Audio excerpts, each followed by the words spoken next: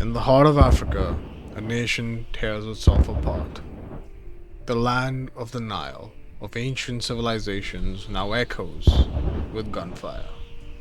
Two armies, not enemies of old, but brothers in arms who turned on each other, fight for the soul of a country and for survival itself. On one side, the Sudanese armed forces, the state's traditional military. On the other, the rapid support forces, born from militia, empowered by gold mines, war economies, and external patronage. This is no classic rebellion. This is a split in the heart of power. The fighting ignited in April of 2023, when the two clashed over who would integrate whom.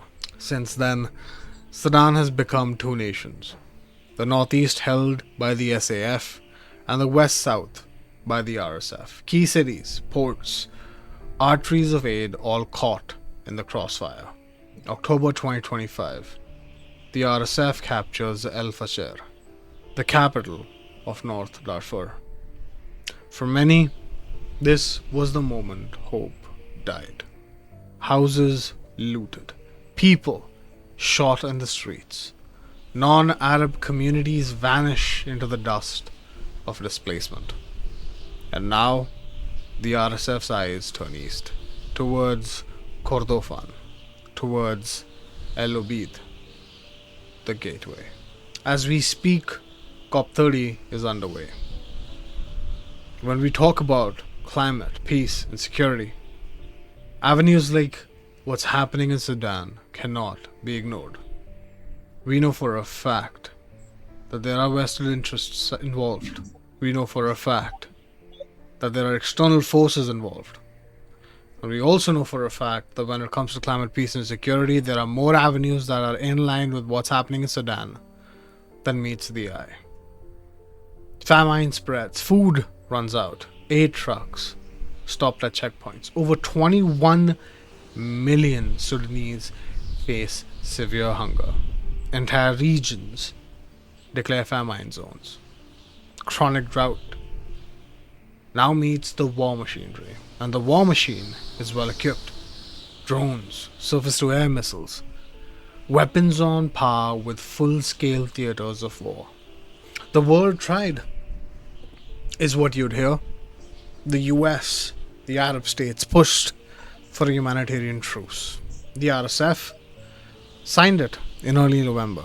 The army, silence. Ceasefire evaporates like mirages in the desert because the warlords smell victory and the civilians, they smell death. This is not a remote African conflict. It's a test case of how states collapse, how wars become multi-front, how climate stress, civilian suffering, and global inattention fuse into one human catastrophe.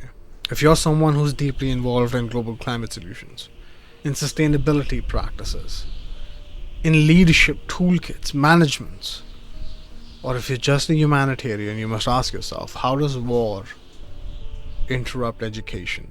How does hunger destroy potential? How does displacement break communities that could become climate agents of change? Why do the people of Sudan not have a chance? Why does the youth of Sudan not have a chance to be a part of the conversation that we are currently having? So here's the moment.